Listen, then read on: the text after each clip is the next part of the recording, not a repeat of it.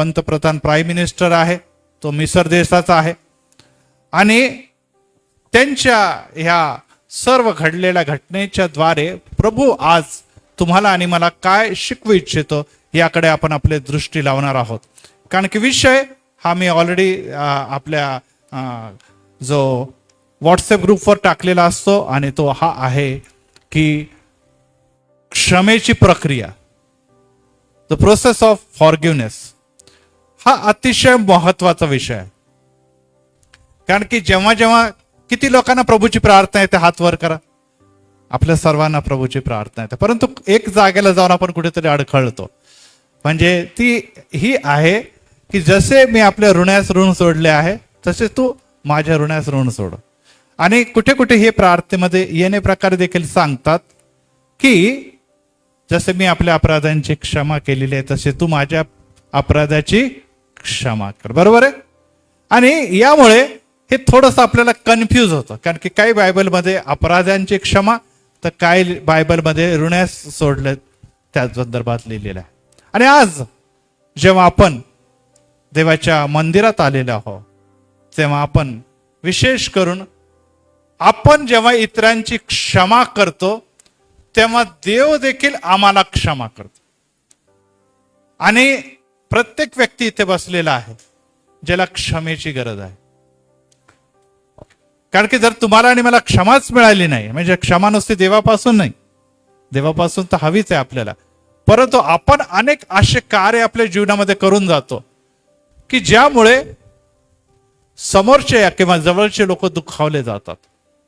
आताच आपण या घटनेमध्ये बघत आहोत भावांच्या बद्दल, पित्याच्या बद्दल भाव. आणि यामुळे क्षमा ही जीवनामध्ये प्रत्येकाच्या जीवनामध्ये हवी असते. काही काही गोष्टींना आपले समोरचे जे आहे ज्याला आपण निश्चितच आवडत नाही आणि तो आपल्याला क्षमा करत नाही किंवा आपण त्यांना क्षमा करत नाही. तर ह्या विषयाकडे जात असताना 4 मुद्द्यांकडे आज आपण लक्ष लावणार.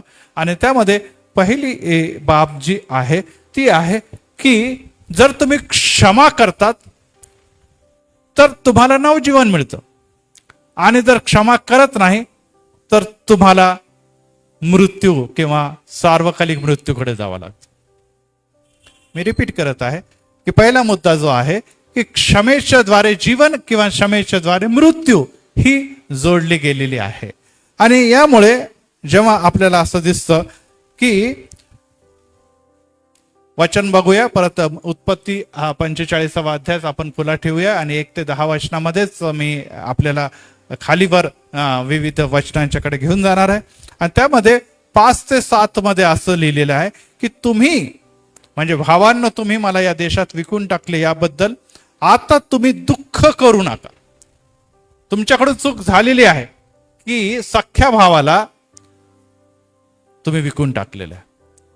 हा फार मोठा गुन्हा आहे तुमच्याकडून घडलेला आहे. परंतु हा धाकटा भाऊ जो म्हणतो, खालून दुसऱ्या नंबरचा भाऊ आहे, आणि तो म्हणतो की तुम्ही त्याबद्दल दुःख करू नका.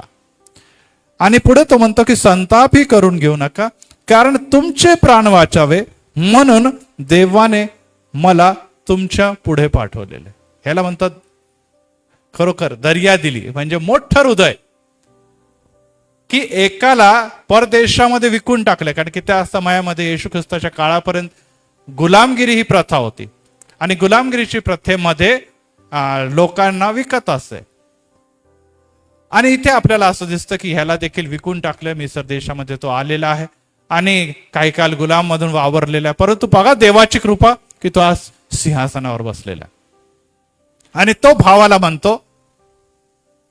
म्हणतो की तुम्ही संताप करू नका, स्वतःला दुखवू नका, तुम्ही स्वतःला गिल्टी फील करू नका, कारण की यामध्ये देवाची योजना होती. Praise the Lord. बघा एक गोष्ट लक्षात ठेवा की गुलाम म्हणून विकणं काय फार चांगली गोष्ट आहे का? कोणाला आवडेल का?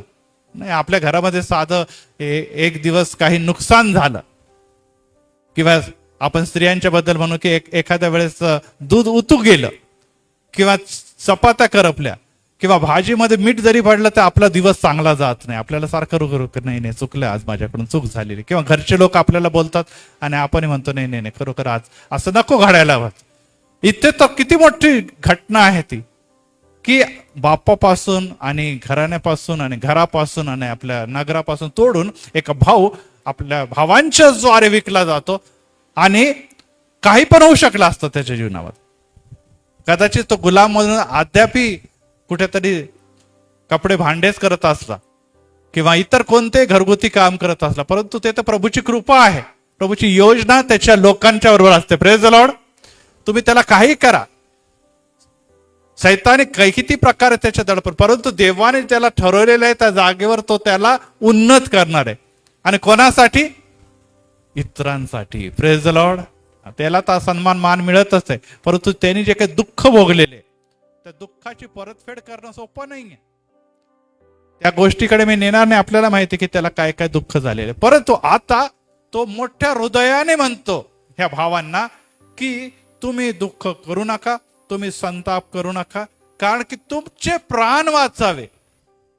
बघा किती मोठी गोष्ट आहे की असा तर खऱ्या अर्थाने बघितलं तर हे आता त्याच्या समोर एक दयनीय अवस्थेमध्ये उभे होते, ज्याला म्हणतो की एक याचक म्हणून उभे होते की आम्हाला काहीतरी धान्य द्या म्हणजे आमचा जीव वाचल.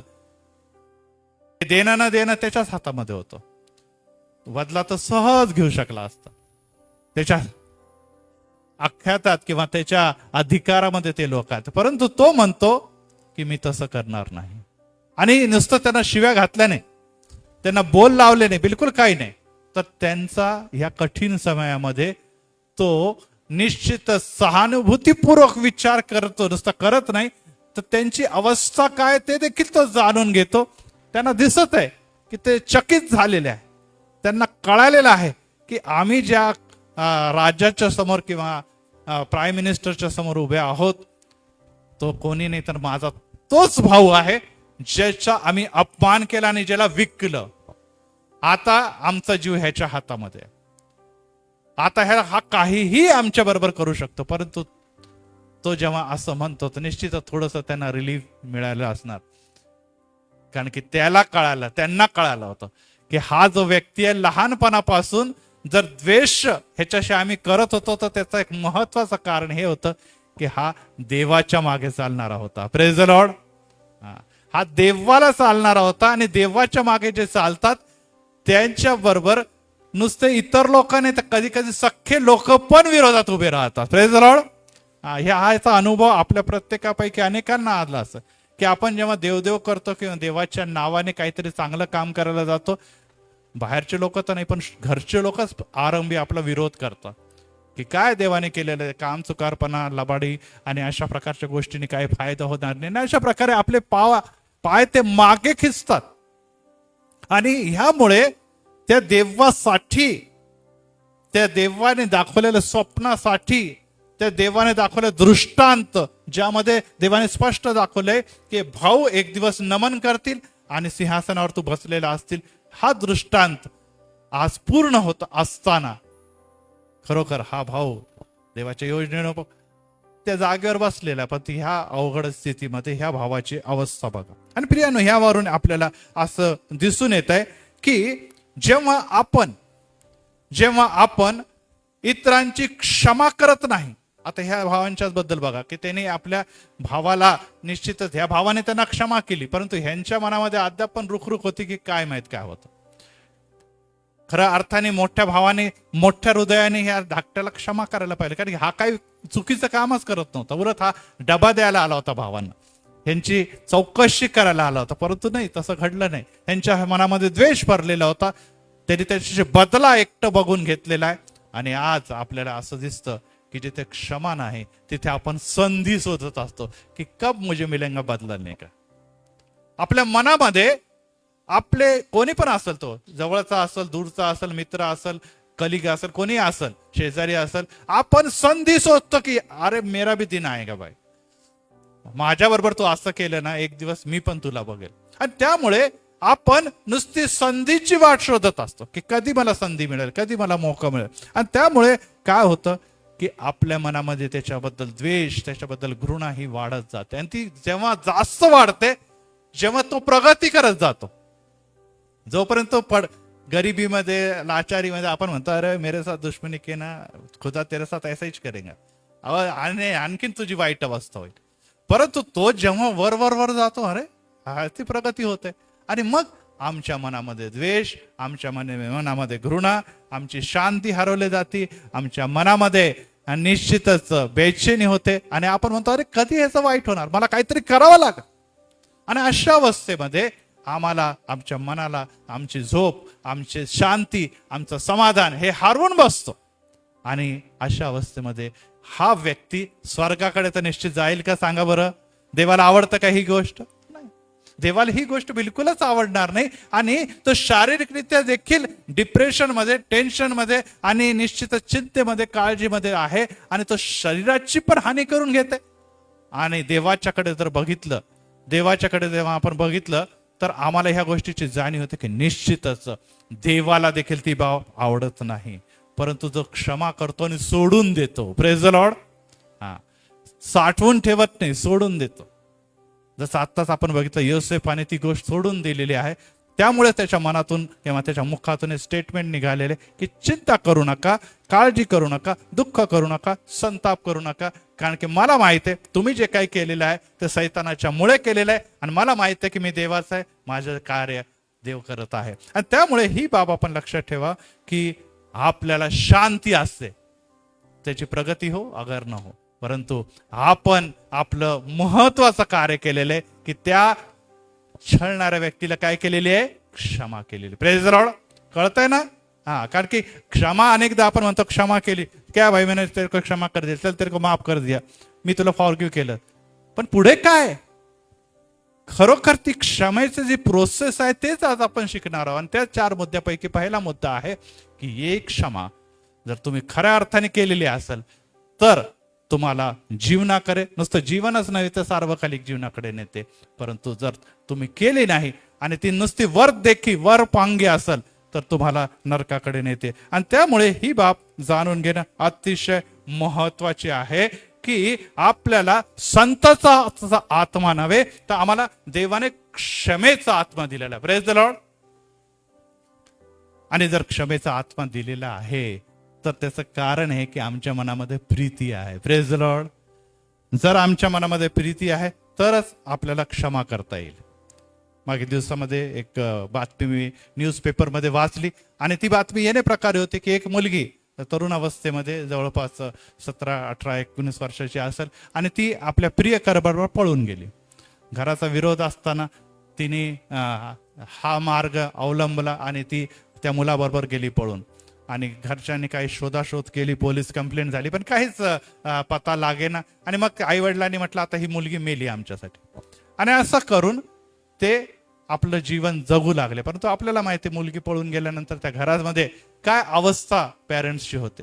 पण काही दिवसानंतर ती मुलगी परत आली आणि घरचे लोक बघू लागले की ही आता कशी काय परत आलेली.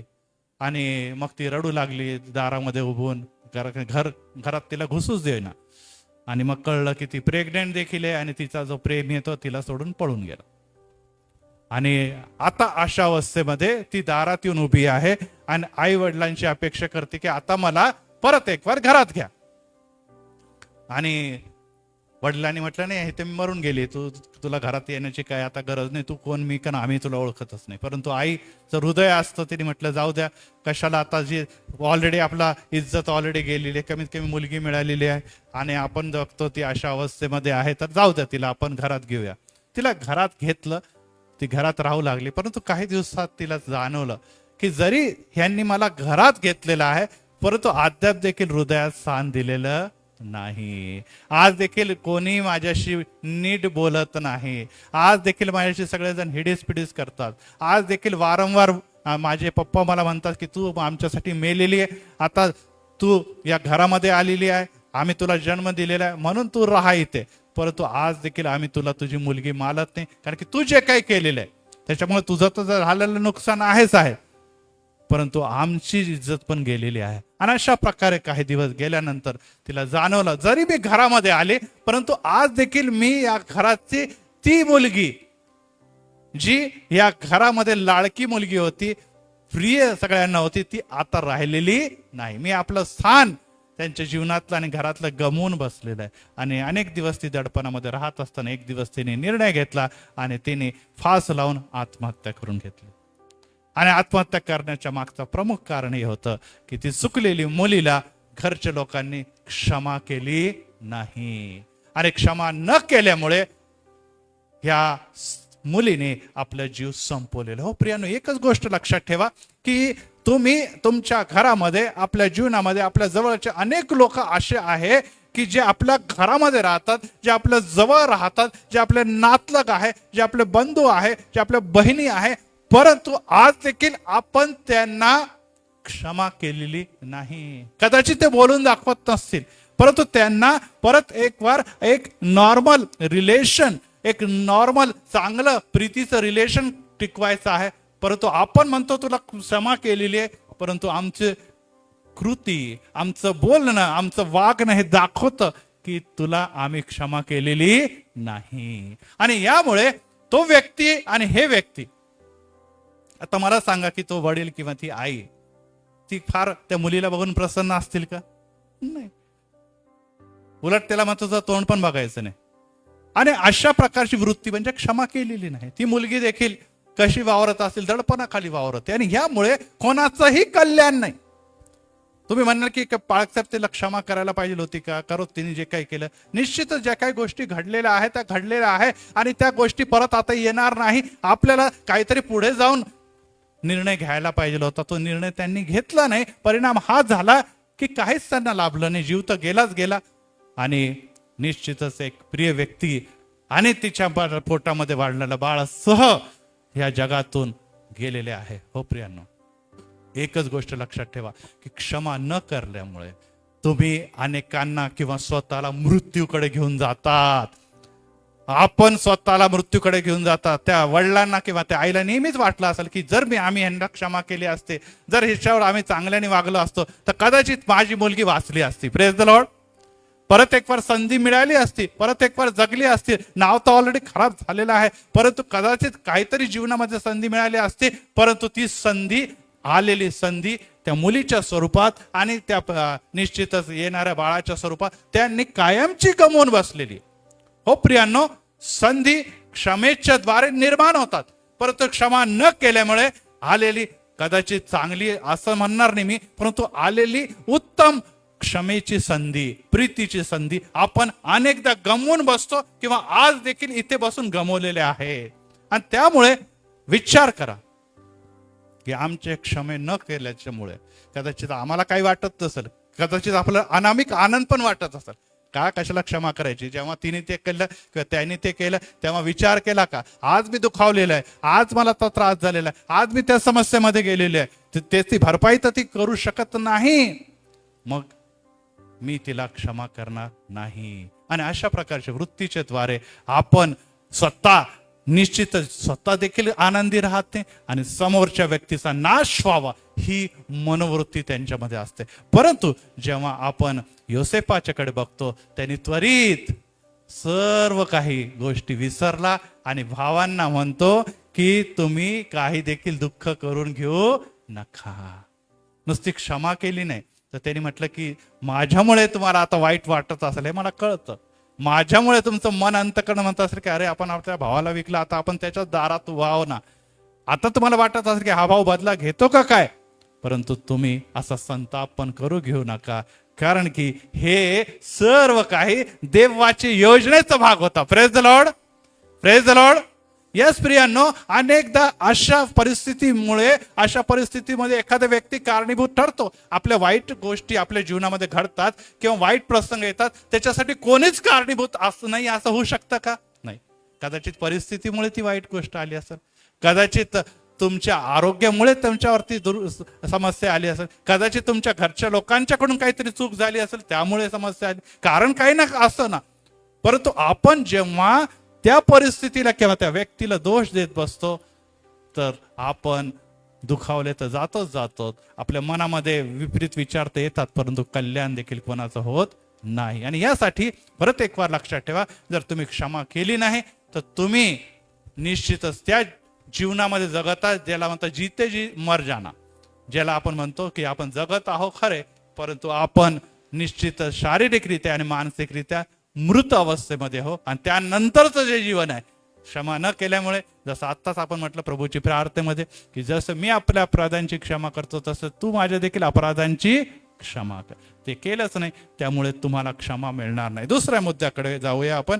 आणि त्यामध्ये की जेव्हा आपण क्षमा करतो, लक्षात ठेवा, जेव्हा आपण क्षमा करतो, सेकंड पॉइंट आहे, तेव्हा तुमचा दुरावा पण संपायला पाहिजे.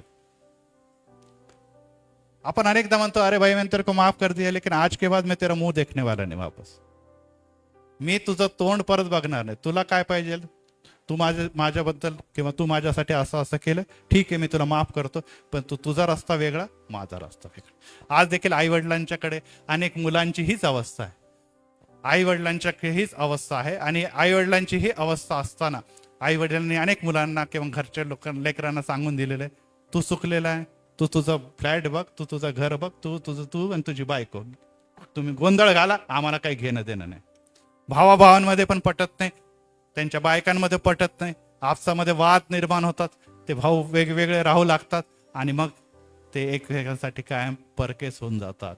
कारण की त्यांचं मनामध्ये नेहमी ही बाब येत राहते की आपण त्यांनी माझ्याबरोबर हे केलं, हा म्हणतो ह्यानी मला बरोबर, आणि त्यांच्यामध्ये आपसामध्ये वैर मी म्हणत नाही, परंतु निश्चितच दुखावल्या मनामुळे कधी देखील एकोपा होत नाही.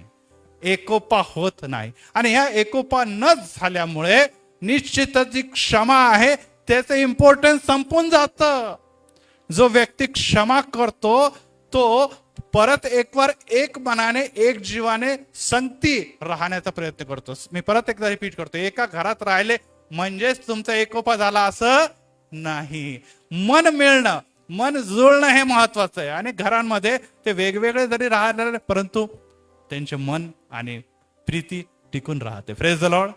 परंतु काही लोक एकाच घरामध्ये राहून देखील वैरासारखे वागतात, एकमेकांचं तोंड बघत नाही, हे देखील आपल्याला घडतं. आणि दुसऱ्या मुद्द्याकडे जेव्हा आपण जातो की दुरावा संपायला पाहिजे, आपण ह्याच वचनामध्ये जेव्हा पूर्ण 10व्या वचनामध्ये बघूया, उत्पत्ती 45:10 मध्ये, तुम्ही गोशेन प्रांतात वस्ती करून राहा, तुम्ही व तुमची मुले, नातवंडे, शेरडे, मेंढरे, गुरे, ढोरे व तुमचे सर्व काही घेऊन माझ्या समीप तुम्ही राहावे. Praise the Lord.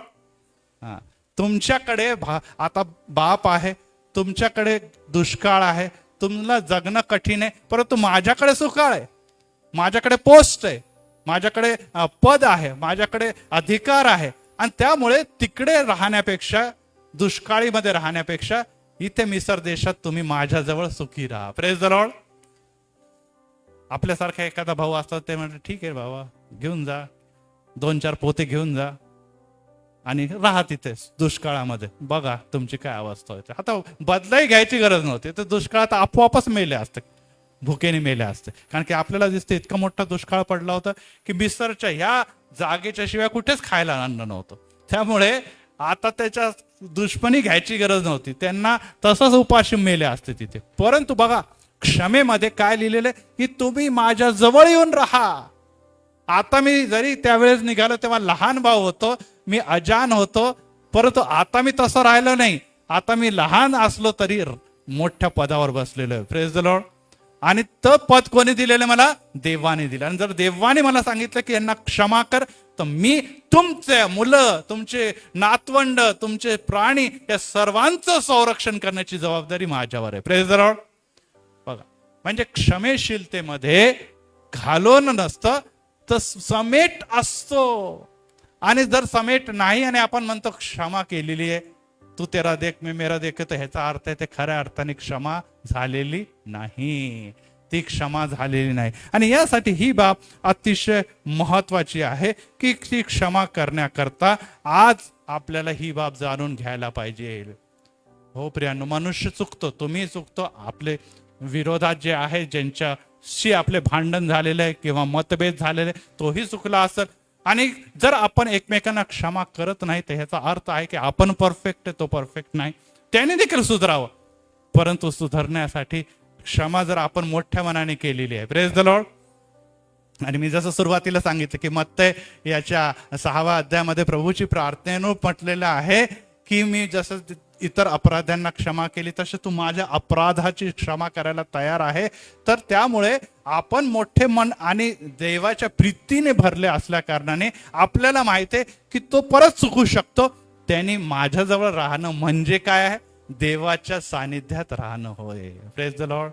आज देखील अनेक आई वडिलांच्या पासून तरुण लेकरं दूर गेलेले आहे किंवा तरुण लेकरांना घालवून टाकलेले आहे. घरामध्ये आई वडील मंदिराला येणारे, प्रार्थना करणारे, बायबल वाचणारे, ते दूर गेल्यानंतर आता ते सगळं काही बंद होऊन जातं.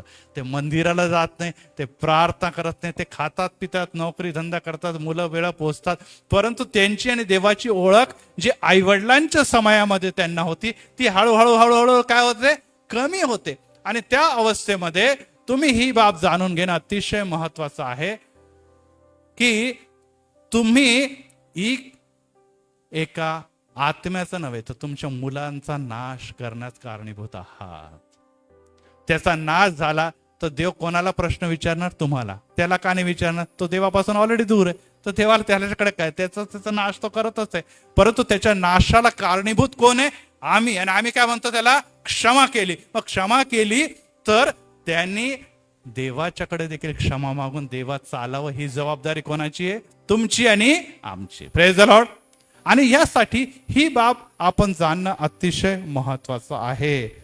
एकच बाब लक्षात ठेवा की आपण म्हणतो आणि की देवाने आमची क्षमा केलेली आहे आणि त्यामुळे ज्या ज्या लोकांनी आपले पाप पदरी घेतले, देव विश्वसनीय न्यायी आहे, आमच्या सर्व अधर्म आणि पापांची क्षमा करतो. क्षमा प्राप्त करणाऱ्या लोकांना कुठे तो देतो? स्वर्गामध्ये संधी देतो. बरोबर. सार्वकालिक जीवन आहे. येणाऱ्या दिवसामध्ये ते क्षमा प्राप्त लोक येशू बरोबर राज्य करणार आहे. Praise the Lord. Praise the Lord. परंतु येशूने म्हटलं ठीक आहे, मी तुमची क्षमा केलं, तुम्ही तुमचं बघा, मी माझं बघतो. आणि येशूने सोडून दिलं तुम्हाला मला, जसं आपण आपल्या नातलकांना सोडलं तर चालेल का? चालेल का? येशू ख्रिस्त क्षमा केल्यानंतर तुम्हाला म्हणतो जाओ किधर भी घुमने का घुमो, मजा करने का करो. तुम्ही प्रभू वचन घेतलं ना, पापांची क्षमा घातली, आता दुसराच प्रभू वचनाला आपण भेटू महिन्यानंतर. असं देव करतो का? नाही. देवाची इच्छा आहे की सदोदित त्याच्यामध्येच चालावं, त्याच्यामध्ये टिकून राहावं. आणि जर टिकले तरच तुम्हाला आशीर्वाद आहे. Praise the Lord. योसेफला पण माहित होतं की याला क्षमा करून चालणार नाही, यांना खऱ्या अर्थाने देव कळाले नाही, हे लबाड लोक आहे. आणि हे लबाड लोक जरी असले तरी देवाचे लोक आहेत. Praise the Lord. आणि त्यामुळे त्यांना देवाची योजना कळण्यासाठी माझ्यासारखा संदेष्टा, हा संदेष्टा होता, या संदेष्टाची गरज आहे आणि ते योग्य जागेवर आलेले. Praise the Lord.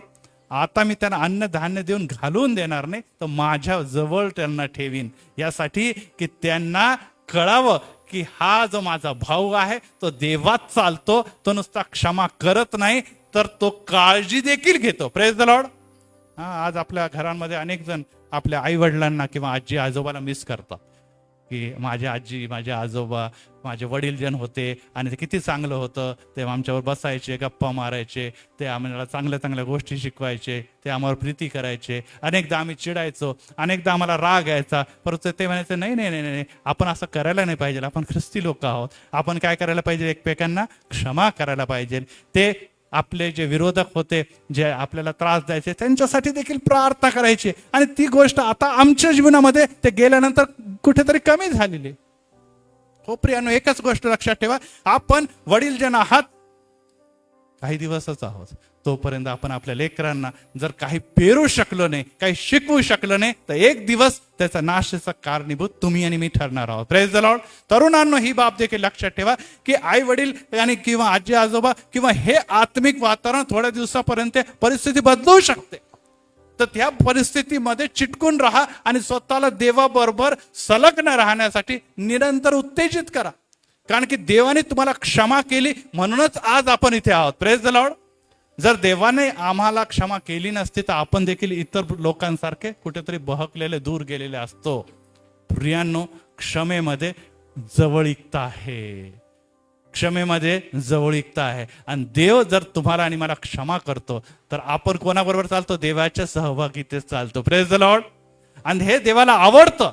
त्याचप्रमाणे इथे दिसतं की योसेफने त्या भावांना क्षमा केली, तर त्यांना आपल्या जवळ ठेवून घेतलेलं आहे. आज जर तुम्ही आणि मी म्हणतो की मी त्याला क्षमा केलेली, मी तिला क्षमा केलेली, तर आपण त्यांना कितीदा भेटतो, आपण त्यांना कितीदा बोलतो, आम्ही त्यांच्याशी कशाने वागतो? खरोखर ते आमच्या जवळ आहे की आज आपण म्हणतो की बाबा तेरा रस्ता अलग और मेरा रस्ता अलग, असं म्हणून त्यांना कुठेतरी घालवून टाकलेलं आहे. मग त्या क्षमेला काही देखील अर्थ नाही. तुम्ही म्हणता बाळगता क्षमा आहे ना, कर दे ना क्षमा, आता काय पाहिजे? परंतु प्रियांनो, क्षमेच्या नंतरचं काय? क्षमेच्या नंतरचं पुढे काय? क्षमेच्या नंतरची जी जवळीकता होती ती तुम्ही आणि मी गमवून बसलेलो आहोत. हो प्रियांनो, एकच गोष्ट लक्षात ठेवा की एक मोठी दरी निर्माण केलेली आहे स्वर्ग आणि निश्चितच नरकाच्या मध्ये. अब्राहामाच्या उराशी बसलेला तो लाजर याच्याकडे तो श्रीमंत म्हणतो की अरे मला तिकडे जायचं, मला थोडंसं द्या पाणी. पण तो नाही, मध्ये एक दरी आहे, त्या दरीतून इकडे कोणाला जाता येत नाही आणि तिकडेही कोणाला जाता येत नाही. हो प्रियांनो, अशी दरी जर तुमच्या आणि माझ्या जीवनामध्ये निर्माण झालेली आहे, तर ती दरी पाटण्यासाठीच येशू या जगामध्ये आला. Praise the Lord. येशूच्या आगमनामुळे आता ही पापाची दरी आणि पापाचं जे मध्ये जे काही भिंत होती ती तुटली आहे. आणि त्यामुळे जे आम्ही पापामध्ये ज्यांना क्षमा केली नाही असे लोक आता देवाच्या राज्याकडे जाऊ लागलेलं किंवा त्याच्या राज्यामध्ये आहोत. Praise the Lord. देव एवढी मोठी दरी तोडायला तयार आहे, तर आम्ही केव्हा ती दरी तोडणार? तुम्ही म्हणणार नाही पाळक साहेब ते काय, परत आम्ही जाणार, परत त्याला क्षमा करणार, परत त्यांना घरामध्ये घेणार, परत भांडणावर, मग परत तो तमाशा होतो, मग परत तुटाटूट, परत भांडाभांड, मग आयुष्यभर तसं तमाशामध्येच जाणार आमचं. ते सुधारणार नाही. आम्हीच सारखं सारखं कशाला पडतं घ्यावं? मी रिपीट करतो, ते सुधारणार नाही, आम्हीच कसं काय पडतं घ्यावं? हे 12 जे पुत्रांपैकी 11 पुत्र हे चुकीचेच होते काय, आणि आताही ते काही बाहेर सुधारलेले नव्हते, अद्यापही ते सुधारलेले नाही. त्यांचं नाव आहे इस्रायल. आपल्याला माहिती आहे 11 पुत्र कोण आहे, हेच इस्रायल. जाऊन पुढे याकोबाचे पुत्र, आणि याकोबाचे पुत्र म्हणजे इस्रायल राष्ट्र आज तिथे दिसतो, काही सुधारत नाही. तर हे लक्षात ठेवा, काही लोक दिवसभर जीवनभर सुधारणार नाही, परंतु एकच गोष्ट लक्षात ठेवा की तुमच्या ठाई जो ख्रिस्त आहे तो ख्रिस्त तुम्ही त्यांना दाखवायचा प्रयत्न केला. Praise the Lord. प्रयत्न तर तुम्ही केलेला आहे. प्रयत्न केल्यामुळे तुम्ही यशस्वी झाला की अपयशी झाला ती बाब निराळी, परंतु देव बघणार आहे की बाबा ह्यांनी आपल्या भावासाठी, आपल्या शत्रूसाठी देखील म्हणूया प्रयत्न तर कुठेतरी केलेले आहे. यामुळे ह्याच्या ठाई माझी प्रीती होती, त्यामुळेच त्यांनी प्रयत्न केलेला आहे. आता हा सुधरत नाही तर ती बाब वेगळी आहे, परंतु कधी कधी ह्या वारंवार क्षमेमुळे व्यक्ती बदलू पण शकतो. Praise the Lord. की बाबा मी वारंवार त्याच्याशी असं वागतो, परंतु तरी देखील तो क्षमा करतो. का करतो? कारण की ह्याच्या ठाई येशू आहे, आणि यामुळे आपण येशूची प्रीती दाखवतो. पवित्र मंदिरामध्ये देखील अनेक लोकांना वाटतं, मध्ये झटका येतो, परत गायब होऊन जातात, परत मंदिरामध्ये येतात. आम्ही काही मंदिरामधून हाकलून लावतो का त्यांना? नाही, कारण की येशूची प्रीती त्यांना इथपर्यंत घेऊन येते. Praise the Lord. येशूची प्रीती त्यांना इथून येते, कारण की येशूपासून त्यांना आज देखील अनेक गोष्टी हव्या आहे. त्याचप्रमाणे प्रियांनो, आज योसेफाकडून त्यांना काहीतरी हवं होतं, म्हणून ते योसेफाकडे आलेले होते, आणि योसेफाने त्यांना घालवलं नाही. योसेफ म्हणे इथेच राहा माझ्या बरोबर. Praise the Lord. आणि यामुळे जेव्हा क्षमा दिसते तेव्हा तुमच्यामध्ये त्या लोकांना ज्यांना तुम्ही क्षमा केलेली असं म्हणतात, त्याच्यासाठी काय असायला पाहिजे? त्यांना जवळ ठेवण्याची वृत्ती, त्यांना सांभाळून घेण्याची वृत्ती ही देखील असणं गरजेची आहे. Praise the Lord. तिसऱ्या मुद्द्याकडे आपण जाऊया, आणि तिसऱ्या मुद्द्यामध्ये आपण बघूया की क्षमा मध्ये पहिला मुद्दा आपण काय बघितलेला आहे? सांगा बरं, काय बघितलं पहिल्यामध्ये? आणि दुसऱ्यामध्ये समीपता. आता तिसऱ्यामध्ये बघू की स्वतःला देखील क्षमा करणं गरजेचं आहे. अनेकदा आपण लोकांना क्षमा करत फिरतो, भाई ते को माफ कर दे, ते को माफ दिया, गळ्यात पडतो, ह्या पुढे आपण मित्र मित्र असं वावरतो, परंतु अनेकदा स्वतःलाच आपण माफ करत नाही. इथे बसलेले अनेक जण आहे, आपण आहे, मी देखील, की अनेकदा आपण अशा चुका करून जातो, आणि मग काही दिवसानंतर आपल्याला आठवत यार नाही, बरोबर नाही की आपण विसरूच शकत नाही ती गोष्ट. त्या गोष्टी आपल्या जीवनातून कधीही ती घालवल्या जात नाही. एक घटना मी मागील दिवसामध्ये वाचत होतो, आणि ती पेपरमध्ये, की त्यामध्ये असं लिहिलं की त्या कुटुंबियाला, म्हणजे पती पत्नीला अनेक दिवसानंतर नवसाने एक मुलगा झाला. 13-14 वर्षानंतर. आणि ते आणि आई वडील त्याची खूप काळजी घेत असे. आणि हाच उन्हाळ्याचा दिवस होता आणि उन्हाळ्यामध्ये सगळे लेकरं वेगळ्या ठिकाणी जात असते. आणि मग तो पण मागेला आहे की डॅडी आता मला देखील स्विमिंग पूलमध्ये जायचं आहे, स्विमिंग करायला जायचं. आणि तो स्विमिंगसाठी त्याची मम्मी म्हणे, नाही बिलकुल येऊन जायचं नाही, काय होतात लोक बुडतात, किती पेपरमध्ये बातम्या येते, तुम्ही त्यांना कुठे स्विमिंग पूलमध्ये घेऊन चालले. ते म्हटले अरे नाही जाऊ दे ग, मुलाला असा मुलगा आहे तो असा घरात किती दिवस त्याला प्रोटेक्ट करणार, सांभाळता जाऊ दे त्याला, आपण क्लास लावूया त्याला, निश्चितच कोच वगैरे बरोबर सांभाळतात, काही होत नाही, भ्यायचं नाही असं. ह्याच्यामुळे तर हा मुलगा कधीच डेव्हलप होणार नाही. आणि त्यामुळे मग त्याचे क्लास लावले, काही दिवस तो व्यवस्थित गेला, त्याची कोचिंग चालू होते. आणि एक दिवस तो वडील बरोबर लक्ष ठेवायचा, त्याची मम्मी म्हटली तुम्ही लक्ष ठेवा, तर कोच बीचवर मला विश्वास नाही, तुम्ही डॅडी आहे त्याच्याकडे लक्ष द्यावं. आणि तो लक्ष देत तेवढा त्याला फोन आला आणि तो फोनवर बोलत बोलत इतका गुंग झाला, त्याचं लक्ष गेलं नाही आणि कोचचंही दुर्लक्ष लागलं. काही वेळानंतर तो पिता आला तर मुलगा दिसेनाच. आणि मुलगा दिसेना, जेव्हा तो इकडे तिकडे बघायला, कोचला म्हणे की कुठे तो गेला का, कुठे आंघोळ करायला गेला का, चेंज करायला गेला, नाही म्हणे आता पूलमध्ये होता, मग का दिसत नाही. मग त्याने खाली डाईव्ह वगैरे मारून बघितलं तर मुलगा तळाशी बुडून मेलेला होता, तळाशी बुडून मेलेला होता. आता त्याला फार वाईट तर वाटणं साहजिक होतं, एवढ्या वर्षानंतर झालेला मुलगा. आता त्या पत्नीला किंवा आपल्या बायकोला आपण काय तोंड दाखवणार. आणि तिचं तोंड दाखवत असताना, त्या घरामध्ये जात असताना परत एक वार निपुत्र म्हणून किती 14 वर्ष आम्ही घालवले, आणि यापुढे झालेला चांगला मुलगा हाही मरण पावला. यामुळे तो स्वतःला कधी देखील क्षमा करू शकला नाही. आणि त्यामुळे त्या पत्नी आणि त्या पतीमध्ये देखील आपल्याला माहिती आहे संबंध बिघडले. आणि या घटनेमुळे ते एकमेकांनाही क्षमा करेना आणि स्वतःला देखील क्षमा करेना. आणि त्याचा परिणाम हा झाला की ते कायमचे हे नॉर्मल जीवन, सामान्य जीवनापासून मुकले. हो प्रियांनो, एक बाब लक्षात ठेवा की तुम्हाला अनेकदा लोकांची क्षमेची गरज नाही, तर स्वतःच्या क्षमेची गरज आहे. कारण की व्यक्ती जेव्हा चुकतो तेव्हा पदोपदी आपल्याला जाणीव होते की यार मेने एक म्हणूनच मला असं होतं. परंतु एक गोष्ट लक्षात ठेवा की मनुष्य हा जो आहे तो चुकीचा म्हणतात ना की तो निश्चितच अशा प्रकारचा चुकाने त्याच्या जीवनामध्ये असू शकतात. तो जाणून बुजून अनेकदा करत नाही, परंतु कळत न कळत काही गोष्टी घडतात जे कधी देखील त्याच्या मेमरीमधून पुसल्या जात नाही. आणि त्यामुळे जेव्हा आपण ह्या सर्व गोष्टीतून जातो की आपल्याला ही बाब लक्षात ठेवणं अतिशय गरजेचं आहे की 45वा अध्याय आणि 3ऱ्या वचनामध्ये की योसेफ आपल्या भावास म्हणाला, मी योसेफ आहे आणि माझा बाप अजून जिवंत आहे काय. त्याच्या भावाच्या तोंडून काही उत्तर निघेना, कारण ते अतिशय घाबरलेले होते. ते अतिशय घाबरलेले होते. हो प्रियांनो, त्यांना कळालेलं आहे की आपण काय मोठी चूक केलेली आहे.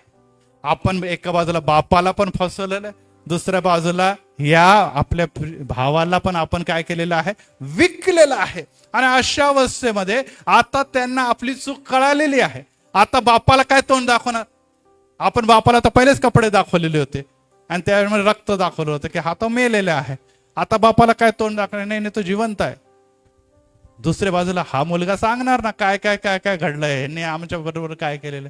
दुसऱ्या बाजूला आता ह्या हा तो अधिकारी बसून बसला, ह्याच्यापासून कशी लपवा छुपवी करायची. त्यामुळे ते अतिशय घाबरलेले आहे. हो प्रियांनो, आपण चुका करतो आणि अनेकदा असं आपण भयभीत होतो, घाबरून जातो आणि त्या भीतीमधून अनेकदा आपण बाहेर पडत नाही.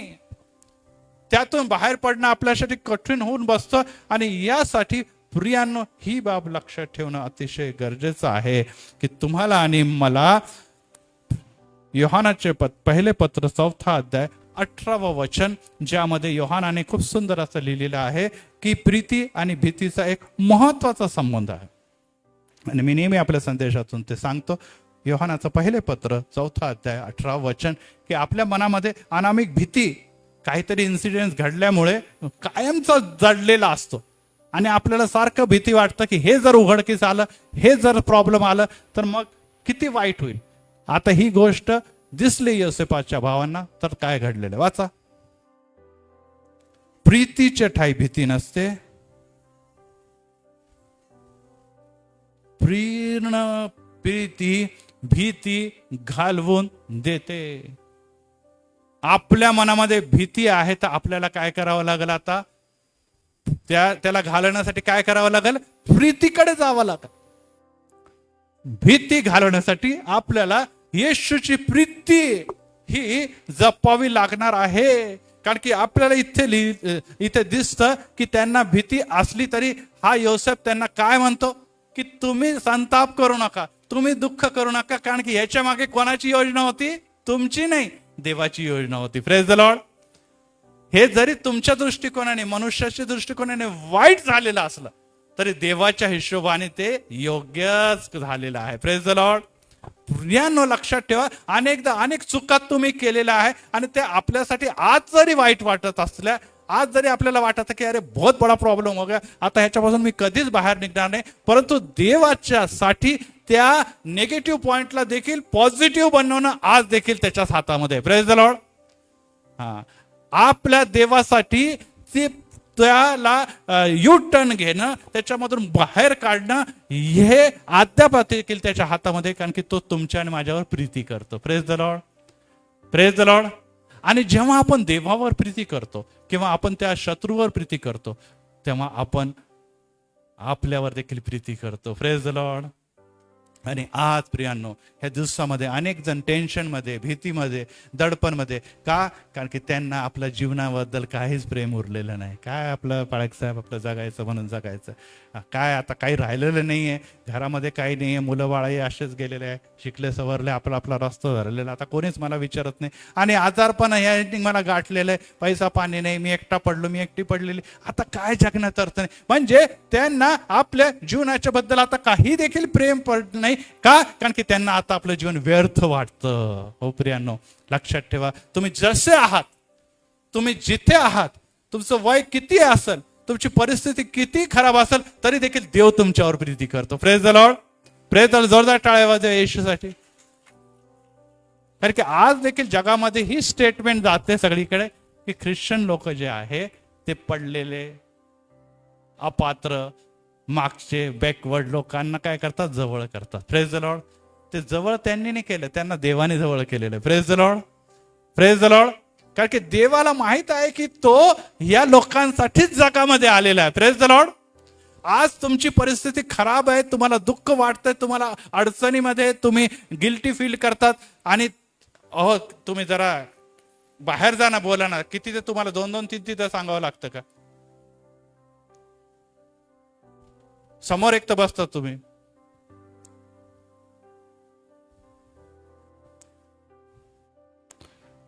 आणि यामुळे एकच गोष्ट लक्षात ठेवा की प्रियांनो, देव अद्याप देखील तुमच्यावर प्रीती करतो. का?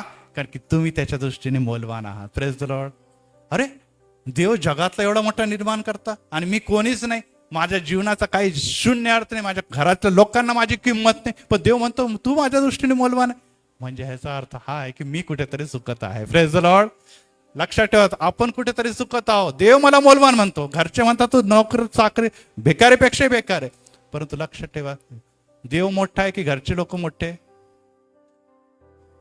देव मोठा आहे. जर देव मोठा आहे, तो आम्हाला महत्वाचा व्यक्ती समजतो, अमोल समजतो, तर याचा अर्थ आहे की माझ्यामध्ये अद्याप देखील काहीतरी करायची आणि ताकद आहे आणि देवावरची इच्छा आहे की मी काहीतरी करावं. Praise the Lord. आणि त्यामुळे मी चुकलं आहे, माझ्याकडून डिसिजन चुकले आहे, माझ्याकडून काहीतरी चुका फॉल्ट झालेला आहे, परंतु अद्याप देखील देवाने मला टाकलं नाही. Praise the Lord. आणि देवाने जर टाकलं नाही तर अद्याप देखील माझ्यामध्ये संधी आहे. Praise the Lord. अद्याप देखील मी स्वतःला क्षमा करून बदलू शकतो. ही बाब जाणून घेणं अतिशय गरजेचं आहे. आणि ह्यामुळे आपल्याला ही बाब लक्षात ठेवा की हे कार्य कोण करत असतं? सैतान करतो. सैतानाला वाटतं की ह्याला डिप्रेस करा, ह्याला टेन्शन मध्ये आला, ह्याला निराश करा, ह्याच्या मनामध्ये भीती घाला, ह्याला म्हणा तुझ्यासाठी कोणी नाही. आणि मग असे लोक एकटे पडतात आणि हळूहळू ते स्वतःच्या दृष्टिकोनातून काय करतात, मागे मागे मागे पडतात. लक्षात ठेवा, जर देवाने तुम्हाला क्षमा केली तर तुम्हाला स्वतःला क्षमा करणं गरजेचं आहे. Praise the Lord. आणि सैतान काय म्हणतो, तू इतना बडा पापी आहे, तू इतके प्रॉब्लेम केलेले, तुझे इतके चुका केलेल्या, कोण जगामध्ये कोणीच तुला क्षमा करू शकत नाही. यस, कदाचित जगामध्ये कोणीच क्षमा करू शकत नाही, परंतु एक आहे जो स्वर्गामध्ये आहे आणि तो तुमच्याकडला आज देखील क्षमा करावयास तयार आहे. Praise the Lord.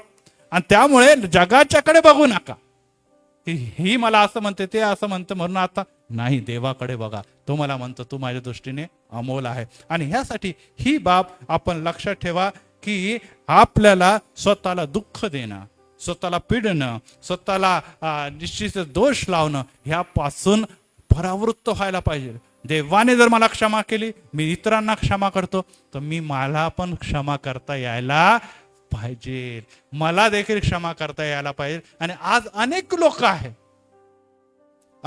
आहे ते तसे करत नाही. अनेकदा आपण भांडणामध्ये बघतो, काही लोक भांडणं सुरू होतं अचानक घेतात हातात, तोंडात मारतात स्वतःची, चूक झाली माझ्याकडून, चूक झाली है ना. बघितलं अनेक जण भांडणामध्ये जेव्हा अतिरेक होऊन जातो तेव्हा ते स्वतःचं तोंड मारतो की का मी ह्याच्यावर प्रेम केलं, हे का ह्याच्यावर संसार केला, मीच गाढ होते, मीच. अशा प्रकारे आपण स्वतःला दोष देतो. त्याने काही तुम्हाला साध्य होणार नाही. एकच गोष्ट लक्षात ठेवा की जे जुने ते होऊन गेले, पहा आता नवीन झालेले. आणि नवे कशामध्ये होईल, ख्रिस्तामध्येच नवीन होणार. तुम्ही आता नवीन उत्पत्ती आहात, तुम्ही न्यू क्रिएशन आहात. त्यामुळे आता एकच गोष्ट लक्षात ठेवा की तुमच्यासाठी अद्याप बहुत काही करायचं शेष आहे. Praise the Lord. बहुत काही करणं अद्याप देखील तुमच्या हातात आहे आणि ते निसटून देऊ नका. आणि ते जर तुमच्या जीवनातून निसटलं तर तुम्ही एक म्हणजे ज्याला निकामी व्यक्ती म्हणून या जगात मृत्यूची वाट बघत बघत सैतानाच्या हाती येऊन एक दिवस एक तर स्वतःला संपवतील, किंवा आपण असंच जगातून निघून जाऊ आणि काही देखील चांगलं प्रोडक्टिव्ह वर्क तुमच्याकडून घडणार नाही. आणि ह्यासाठी सगळ्यात महत्वाची गोष्ट आहे की जर तुम्हाला असं वाटत आहे तर देवाकडे जा, प्रार्थना करा की देवा मी मला क्षमा करू शकत नाही. आज लोकांनी मला क्षमा केली, परंतु मी म्हणतो नाही नाही नाही नाही, मी कोणत्याच लोकांना तोंड दाखवण्याच्या लायकीचा नाही. आणि त्यामुळे आपण तोंड लपवून जगतो. आज अनेक जण चर्चला यासाठी येत नाही की काय जायचं चर्चला, पाळायचं आता काहीच करण्यासारखं राहिलं नाही. हो प्रियांनो, आपण स्वतःपासून पळू शकत नाही. सैतानाची हीच इच्छा आहे की हा अपात्र आहे, हा अयोग्य आहे, त्यामुळे तो तुम्हाला आणि मला जगू देत नाही. काल परवाच मी बघितलं की एक मुख्याध्यापक आहे आणि तो चांगल्या पोस्टवर होता, पती पत्नी 2 मुलं होते, आणि टीव्हीवरती बातमी झळकली की त्याला शेअर मार्केटमध्ये भरपूर इन्व्हेस्टमेंट करत होता आणि त्याचा परिणाम झाला की शेअर मार्केट आता खाली गेलेलं आहे. आणि त्या HM प्रिन्सिपलनी आणि त्याच्या बायकोनी आणि त्या दोन्ही मुलांनी काय केलेलं आहे, सुसाईड करून घेतले. हो, मला एक सांगू तर ठीक आहे, त्यांनी चुका केले, त्याच्या बायकोची काय चूक होती, त्याच्या मुलांची काय चूक होती, इतकं सुंदर घर आणि सगळं काय, का? कारण की त्याला आता वाटलं ह्या चुकीचं काहीच प्रायश्चित्त नाही, मी आता कर्जबाजारी झालेलं आहे, मी आता परत एक वार जगाला तोंड दाखवू शकत नाही. आणि अशा समय मग सैतान आपल्या मनाला भरवतो की आता तुला जगण्याची लायकीचा नाही. आणि त्याने स्वतःचाच नव्हे तर त्या संपूर्ण कुटुंबाचा जीव घेऊन काय केलेला आहे, सर्व क्रोध शाप जो देवाचा आत्महत्यामुळे येतो त्याच्या सामोरे तो गेलेला आहे. हो प्रियांनो, ही बाब लक्षात ठेवा. देव हळूहळू आम्हाला प्रीती करत नाही, संपूर्ण प्रीती करतो, पण सैतान हळूहळू आम्हाला पाप आणि दोषाकडे नेतो. शेवटला मुद्दा आहे आणि मग मी संपवतो. आणि त्यामध्ये शेवटल्या मुद्द्याकडे आपण जात असताना बघूया की आपल्या अपराधाबद्दल, म्हणजे ज्यांनी गुन्हा केलेला आहे त्याच्याबद्दल गुप्तता बाळगा. भवाटा करू नका कि बाबा मैं कितना दरिया दिल आदमी हूं, मैं तो सबको क्षमा कर देते, मेरे जैसा बड़ा दिल किसका नाही. अशा प्रकारे बोंबा मारणारे लोक खूप असतात जगामध्ये. आता इथेच परत एकदा आपण जाऊया उत्पत्तीमध्येच 45वा अध्याय. तेव्हा पहिल्याच वचनातून जातो, तेव्हा योसेफाच्या भोवती खूप लोक उभे होते आणि त्यांच्या समोर त्याला गवेरून आलेले आहे. आणि तेव्हा तो मोठ्याने त्यांनी म्हटलं, सर्व लोक बाहेर जा. आणि मग योसेफाने आपल्या भावास ओळख दिली. तेव्हा ते त्याच्या जवळ दुसरे कोणी नव्हते आणि मग ते जोरजोरात रडू लागले. बघा, पहिले योसेफाला त्यांच्या भावाने ओळखलं होतं का? नाही. पण योसेफाने आपल्या भावांना ओळखलं होतं की हे मेरे वही भाई है, दगाबाज भाई जिसने मेरे को बेचा है, ये वही आ गए अभी मेरे कब्जे में, आ गए ना मेरे पास. देवाने बरोबर आणलं ना गुडघ्यावर. आता खुश व्हायला पाहिजे होतं. आपण तर म्हटलंच असतं की बाबा, मी म्हटलंच होतं ना एक दिवस, आएंगे मेरे पैरों पे गिरेंगे, आ गया वो समय. खुश व्हायला पाहिजे. पण इथे काय लिहिलं, त्याचं मन भरून आलं, त्याला रडू आवरे ना. आणि त्याला कळालेलं की आता मला इंट्रोड्यूस करायचं माझ्या भावांना, तर कोणाच्या समोर नाही. कारण की जर सगळ्यांच्या समोर मी केलं तर काय होईल, लोकांना सगळ्यांना कळल की ह्या भावाच्या साठी ह्या सख्या 11 भावांनी किंवा 10 भावांनी, 11 नव्हता कारण शेवटचा भाऊ बन्यामीन आहे तो नव्हता, परंतु त्या 10 भावांनी जे काही पराक्रम केलेले आहे त्याद्वारे त्यांची इमेज खराब होईल, त्याची प्रतिमा खराब होईल. आणि त्यामुळे त्या सर्वांना त्यांनी बाहेर काढून एकांतामुळे आपला परिचय दिलेला आहे. म्हणजेच त्यांची चूक त्यांना दाखवलेली आहे, त्यांची चूक त्यांना दाखवलेली आहे. आणि ह्यासाठी प्रियानो ही बाब लक्षात ठेवा की आपल्याला जेव्हा दुसऱ्यांच्या गुन्हा किंवा चूक आपल्या लक्षात येतात तेव्हा 10 लोकांना बोलू नका की भाई मेरे को इसको क्षमा करने का, अभी तू भी या, मी 10 लोक प्रूफ ठेवतो, एक स्टॅम्प पेपर लिहितो, त्याच्यावर मला तू लिहून दे की आता मी तुला ह्या गोष्टी मी तुझ्या विरोधात केलेल्या आहे, ह्या 5 लोकांच्या मध्ये की मी कितना ग्रेट हूँ आणि मी त्याला क्षमा करते. आणि ही बाब निश्चितच देवाला आवडणारही नाही. देवाच्याकडे क्षमा मागताना आपण गपचूप क्षमा मागतो. इथे आपण बोलतो का की मी एक गुन्हा केलेला आहे, देवा मला क्षमा कर? नाही, आपण गपचूप क्षमा मागतो. अनेकदा काही लोक म्हणतात आता काय बाबा माझा प्रॉब्लेम आहे, माझा गुप्त अपराध आहे, मी देवाच्या जवळ कबूल करेल, सगळ्यांच्या समोर मी कशाला सांगावं. आणि देवाने आम्हाला गपचूप क्षमा करावी अशी अपेक्षा आहे, परंतु आम्ही क्षमा करत असताना 10 लोकांना सांगतो की मैंने कितना बडा काम किया. आणि ही बाब क्षमेशीलतेच्या नियमाच्या विरोध आहे. कदाचित जगामध्ये ते चालत असेल, परंतु ती बाब देवाला आवडणारी नाही, ही देवाला मान्य नाही. आणि यासाठी ही बाब देखील आपण लक्षात ठेवणं गरजेचं आहे की क्षमा करत असताना आपण त्याच्यावर मेहरबानी करत आहोत, आपण त्याच्यावर दया करत आहोत. आणि जास्त पब्लिसिटी करणं हे देवाला निश्चितच आवडणारच नाही. आणि ह्यासाठी तो गोष्ट आपण टाळणं अतिशय गरजेचं आहे. परंतु प्रियांनो, एक मनुष्य म्हणून, एक देहिक मनुष्य म्हणून क्षमा करत असताना आपण काय करतो, आपण स्वतःच्या उदो किंवा मी किती महान आहे, मी किती ग्रेट आहे हे सांगण्याचा काय करतो, प्रयत्न करतो. आणि त्यामुळे क्षमेशीलतेचा एक महत्वाचा जो बाब आहे तो काय होतो, त्याचा लॅप्स होतो. आता हीच गोष्ट जरी सगळ्याच्या समोर आपण सांगितली तर काय होतं, आपलं तर नाव उंच होतं, पण ज्यांना क्षमा केली त्यांचं नाव खूप चांगलं होणार आहे का? नाही. त्याला 10 लोक ऐकतात, ते म्हणतात अरे तू इतका बेकार था, आम्हाला माहित नव्हतं एवढं तुमच्यावर त्रास झाला, आम्हाला माहित नव्हतं तुमच्यावर एवढा प्रॉब्लेम केला होता, हा असं आहे होय, अरे बापरे ठीक आहे, आता आम्ही पण कान पकडतोच, आम्ही ह्याच्या नादी लागणार नाही. म्हणजे त्या व्यक्तीला तुम्ही क्षमा तर केली, पण त्याची बदनामी तर झाली ना तिथे जगभर, त्याची बदनामी तुम्ही करून टाकली नाही. यामुळे आता तुमचे कदाचित चांगले संबंध झाले, पण जगाने कान पकडणार, त्याच्यावर लागणार नाही. ह्यावरून तुम्ही साध्य काय केलं, तुम्ही क्षमा केली की बदनामी केली, ही देखील कळणं गरजेचं आहे. आता ह्या लोकांचा जर 10 लोकांचे जर त्यांनी सगळीकडे केलं असतं आणि ते परत त्याच देशामध्ये राहायला आले असते तर काय झालं असतं, निश्चितच त्या लोकांच्या बद्दल त्या मिस्त्री लोकांचं मत खराब झालं असतं.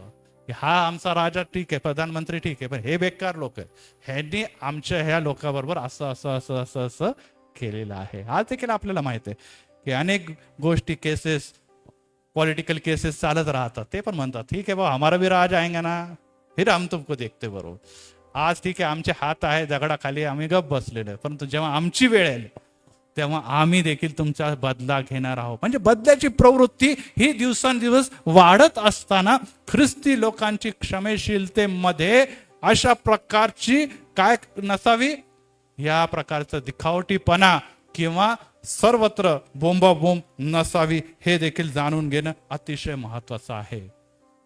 मागील दिवसामध्ये एका ठिकाणी मी गेलो आणि प्रभुभोजन आपल्या माहिती आहे, प्रभुभोजन 2 प्रकारचे असतात. एक प्रभुभोजनमध्ये मोठे चर्चेस असतात आणि एल्डर्स जे असतात ते जागेवरच आपल्याला प्रभुभोजनचे पात्र देत असतात. आपल्याकडे पण काही दिवस देत होता, परंतु मग काही चर्चेसमध्ये समोर येतात आणि गुडघ्यावर बसून एकत्ररित्या काय करतात, प्रभुवचनाचं सेवन करतात ते. आणि सेवन करत असताना ते पुढे येतात आणि मग त्याच्यानंतर दुसरे पुढे येतात. आणि मी एक मंदिरामध्ये गेलो आणि प्रभुवचन वाटत होतो आणि वाटत असताना मध्ये थोडीशी जागा रिकामी होती, 2-3 गुडघे टेकून घेऊ शकतात. आणि मग मागे काही लोक उभे होते. तर मग मी म्हटलं आहे ना जागा, घ्या ना. ते काय नाही म्हटलं, नाही नाही होऊ द्या ह्यांचं, होऊ द्या होऊ द्या त्यांचं. मग नंतर मला कळालं ह्यांचं पटतच नाही. मग ह्यांच्या शेजारी कसं काय प्रभुभोजन घ्यायचं?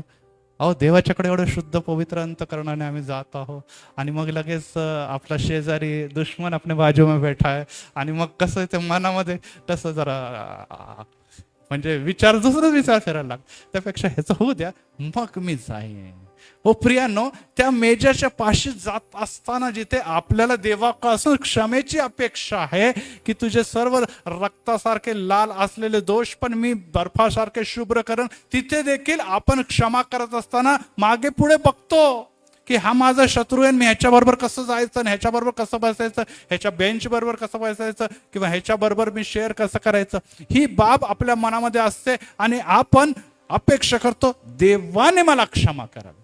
हो प्रियांनो, आज तुमच्या आणि माझ्या मनामध्ये गपचूप ज्या अनेक गोष्टी चाललेल्या आहे, कदाचित समोरच्याला कळतही असतील किंवा कळत नसतील देखील, परंतु देवापासून कोणतीही गोष्ट गुप्त नाही. अजाणतेमध्ये गपचूप तुम्ही त्याच्याशी द्वेष करा किंवा उघडपणे द्वेष करा, एकच गोष्ट लक्षात ठेवा, क्षमेशीलतेमध्ये, विशेष करून देवाने केलेली क्षमेशीलतेमध्ये ही गोष्ट अपेक्षित नाही. आणि शेवटला मुद्दा आहे, ही बाब लक्षात ठेवणं गरजेचं आहे की क्षमा करणाऱ्याच्या बरोबर काही लोक भडकवणारे पण असतात.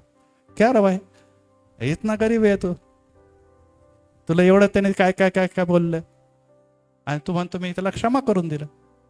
हा ना, मग आता काय, आता आम्ही चर्चमध्ये जातो, आम्हाला बायबल आहे, त्याच्यामध्ये आम्हाला येशू ख्रिस्ताने म्हटलं ते क्षमा करायला पाहिजे म्हणून मी त्याला क्षमा कर. अरे मी तुझ्या जागेवर असताना चपलेने त्याचं तोंड फोडून काढला. हे क्षमा विमा ठीक आहे बाई, ते चर्चमध्ये करतो क्षमा विमा, बाहेर तो कुठे क्षमा विमा, हे असं चालत नाही. अरे तू कायम मिंदारा असेल त्याचा, तुझे काही इज्जत विज्जत सेल्फ रिस्पेक्ट आहे की नाही? तुला तर त्या दिवशी एवढा बोलला, भांडला, 2 थोबाडीत लावलं आणि मग नंतर तू स्वतः म्हणतो मैंने उसको क्षमा कर दिया, त्याच्या गळ्यात घालून फिरतो. मग तर क्षमा करणाऱ्याचं मन थोडं, अरे बरोबर आहे, पॉईंट बरोबर आहे बॉस. निदान मारायचं चपलाने मारणार तर निदान शिव्या तर घालूच शकतो.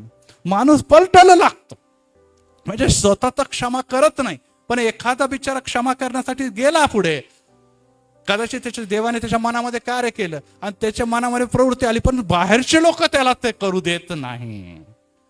अचानक ननंदबाई येते आणि असं कसं केलं तू, अरे बापरे, मी असते घरात तर मी बरोबर तिला दाखवलं असतं, कुठे येते, चला येते, तुला नाही काय बोलतात, मी बोलतो तुझ्या वतीने, चलो. आणि अशा प्रकारच्या घटना आपल्याला दिसतात की आपण आपल्या वतीने काही लोक लढायला सुरू होतात आणि मग काय करतो, आपण पण त्याला आहारी जातो आणि क्षमेशीलतेची जी संकल्पना जी पवित्र शास्त्रामध्ये आपल्याला दिलेली आहे की निश्चितच आपण त्याला क्षमा करत असताना कोणाला नाही, त्याचा आणि माझा संबंध आहे, मी त्याला क्षमा करावी आणि बाकीची परिस्थिती किंवा बाकीची लोक जर काही बोलत आहे तर मी त्याच्याकडे पूर्णपणे दुर्लक्ष करून कोणाकडे बघावं, येशूकडे बघावं. Praise the Lord.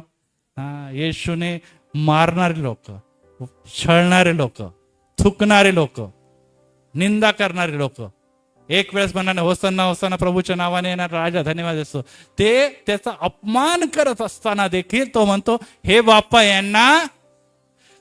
यांना नुसतं हे टाइमपास म्हणून केलं का त्याने? नाही, त्याने टाइमपास म्हणून केलं नाही, त्याने खऱ्या अर्थाने क्षमा केली आणि त्यामुळे मंडळ्या उभ्या राहिल्या. Praise the Lord, praise the Lord. त्यामुळे आज जगामध्ये कोणताही नगर राष्ट्र नसेल जिथे ख्रिस्ती मंडळ्या नाही. हे का घडलं? कारण की देवाने जगावर प्रीती केली आणि प्रीतीमुळे क्षमा आलेली आहे. Praise the Lord. ती क्षमा तुमच्या आणि माझ्यासाठी जगामध्ये वावरत असताना आम्ही सारख्या चुका करत आणि देवा त्याच्या प्रीती आणि कृपेमुळे क्षमा करत आलेला आहे. Praise the Lord. तो आज देखील तुमचं आणि माझं हृदय आणि जी जागा त्याचे मंदिर म्हणून त्यांनी तयार केली तो सोडायला तयार नाही. आणि जर तो नाही तर आम्ही कोणाकडे बघावं? आम्ही त्या लोकांकडे बघावं की आम्ही देवाकडे बघावं? आणखी शेवटी हे लोक 2 दिवस आमच्या बरोबर आहे, 2 वर्ष आमच्या बरोबर आहे, कदाचित 20 वर्षही राहतील, परंतु शेवटी आम्हाला अल्टिमेटली कुठे जायचंय? क्षमा करणाऱ्या देवाच्याच कडे राहायचंय. Praise the Lord. आज जर आम्हाला दिसणाऱ्या लोकांना आपण क्षमा करू शकत नाही, आता आपल्याला न दिसणारा देव आम्हाला क्षमा करत आहे, याच्याबद्दल तुम्ही कसे सिरियस असू शकता? हो, निश्चितच अनेकदा आपण चुकतो. आपल्याला दिसतं पेत्र देखील चुकलेला आहे, आपल्याला देखील दिसतं की शिष्य सगळे चुकलेले आहे, त्यांनी देखील दगाबाजी त्याच्याबरोबर केलेली आहे, परंतु देवाने येशूने त्यांना काय केलेलं आहे? क्षमाच केलेली. आणि त्यांना जी जबाबदारी दिली ती जबाबदारीमधून काढून घेतलं नाही. आणि ह्यामुळे प्रियांनो, जर तुमच्या आणि माझ्या ठाई येशू वस्ती करतो, येशूची प्रीती आमच्या ठाई वसती, तर आम्ही लगेच रिएक्ट करत असताना ही बाब लक्षात ठेवायला पाहिजे की आता तो समय आलेला आहे की या समयामध्ये आपण लगेच चिडतो, आपण लगेच भडकतो, आपला लगेच राग बाहेर उफाळून येतो. आणि या समयामध्ये कशाची जास्त गरज आहे? क्षमेची. आणि क्षमेमध्ये या 4 गोष्टी ज्या मी तुम्हाला सांगितलेल्या आहे, त्या 4 गोष्टीची अतिशय गरज आहे. परत एक तुम्हाला रिपीट करतो, कारण की उर्वरित तुम्ही पुढच्या रविवारी गेल. पहिली गोष्ट आहे की जर तुम्ही क्षमा करतात तर तुम्हाला जीवन मिळेल, आणि जर नाही करत तर तुम्हाला काय करणार आहे? नुसती मृत्यूच नाही, नरक प्राय जीवन, आणि त्यानंतर पुढे जाऊन काय आहे? खऱ्या अर्थाने नरक देखील मिळणार. त्यामुळे क्षमा करा आणि स्वर्गीय जीवन जगामध्ये देखील आनंद उपभोगा आणि बाहेर देखील. सेकंड पॉइंट मध्ये मी तुम्हाला सांगितलेलं आहे की दुरावा संपायला पाहिजे, की तुम्ही जर क्षमा केली तर त्याचं तोंड मी बघणार नाही आणि माझं तोंड त्यांनी बघावं आणि ही अपेक्षा करू नका. तर तुम्ही योसेफाने जसं भावांना आपल्या पित्याला जवळ बोलवून घेतलं आणि शेवटपर्यंत त्याचं संगोपन केलं, तशा प्रकारे तुमच्यावर ख्रिस्ती म्हणून ज्याच्यावर तुम्ही क्षमा केली त्याच्याबरोबर जीवन घालवायचं. येशूने आपल्याला क्षमा केली, पण तो स्वर्गात बसू नये का? तो म्हणतो मला तुमच्या हृदयात स्थान पाहिजे. Praise the Lord. आपण कितीदा येशूला हाकलून देतो, परंतु तरी देखील येशू दार ठोकत उभा राहतो. का? कारण की तो तुम्हाला आणि मला काय करतो? क्षमा करतो. आणि आपल्याला कोणी हाकलून दिलं तर परत जाणार का त्याच्या दारात? जाणार का दारात? सांगा, विचार करा. नाही जाणार. आपण म्हणून नाही का मेरी कोई इज्जत आहे की नाही बाई. आणि तिसरा मुद्दा होता की आपल्याला स्वतःला देखील क्षमा करणं गरजेचं आहे. कारण की अनेकदा आपण स्वतःला क्षमा करत नाही आणि आपण स्वतःलाच माफ करत नाही, आणि आपलं जीवन हे खऱ्या अर्थाने जीवनच राहत नाही. मग उगाच आपण टाइमपास करून जीवन जगतो. त्यामुळे एकच गोष्ट जे योसेफाने ते सांगितले की प्रत्येक गोष्टीच्या मागे देवाची योजना असते. Praise the Lord. चुका झाल्या माझ्याकडून, चुका झाल्या त्या भावांच्याकडून, परंतु आज देखील भाऊ इस्रायल म्हणून उभे आहेत. Praise the Lord. Praise the Lord. चुकला म्हणून योसेफाने त्यांना जवळ गेलं, पण तिथे संपलं का? नाही, ते देखील देवाचे लोक होते. ते 10 भाऊ देखील देवाचे होते. आणि त्याच्यामध्ये सगळ्यात धाकट्या भावाचं नाव काय होतं? सांगा, 12व्या भावाचं नाव काय होतं?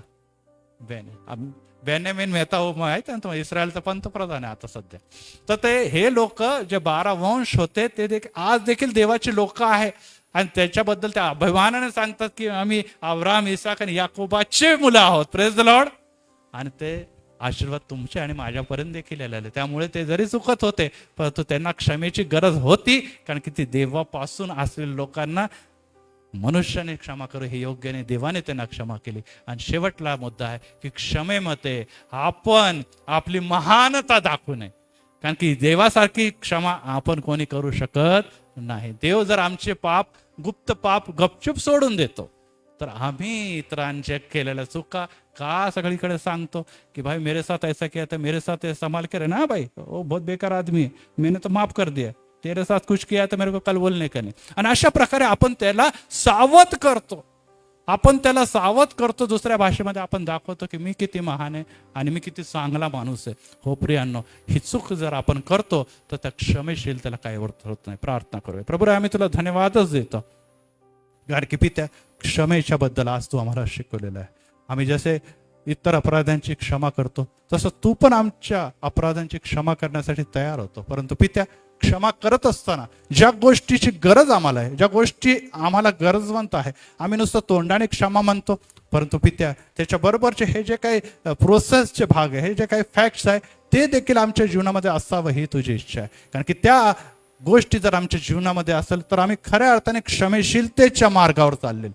आणि तीच क्षमाशीलता आज आम्हाला योसेपाच्या जीवनाच्या द्वारे दिसलेली आहे आणि आज पित्या ती आमच्या जीवनात दिसावं अशी तुझी इच्छा आहे. विशेष करून या दिवसामध्ये ऊन आहे, ताप आहे आणि पवित्र परमेश्वर दुष्काळ पडलेला आहे. येशू तुझं येणं जवळ आहे, युद्धाची परिस्थिती आहे आणि अशा परिस्थितीमध्ये पित्या आम्ही अधिक क्षमा करावी तर आम्हाला अधिक क्षमा मिळेल पित्या. आम्ही क्षमेसाठी देवा तुझ्याकडे मागतो, परंतु आम्ही आपल्या पवित्र पित्या शेजारच्यांची इव्हन घरच्यांची स्वतःची देखील क्षमा करायला तयार नाही. अशा समय पित्या आम्हाला ते प्रीती होत, आमच्यामध्ये कळवळ आहोत. कारण की पित्या आम्ही योसेपाप्रमाणे तुझी योजना घेऊन चालणारे लोक आहोत. ज्या प्रकारे योसेपाला तू पवित्र पित्या एक क्राऊन देऊन, एक मुकुट देऊन सिंहासनावर बसवलेलं, आमचं देखील मुकुट आणि सिंहासन वाट बघत आहे पित्या. योसेपाने जे कार्य केलं ते जर आमच्या जीवनामध्ये असेल तर आम्ही देखील पित्या त्या मुकुट आणि सिंहासनाचे हक्कदार होणार आहोत. आणि याकरता आज परत एक वार त्यामध्ये चालत असताना या संदेशाच्या द्वारे ऐकणाऱ्या जीवनामध्ये कार्य कर. प्रभू येशूच्या नावात आमेन, आमेन, आमेन.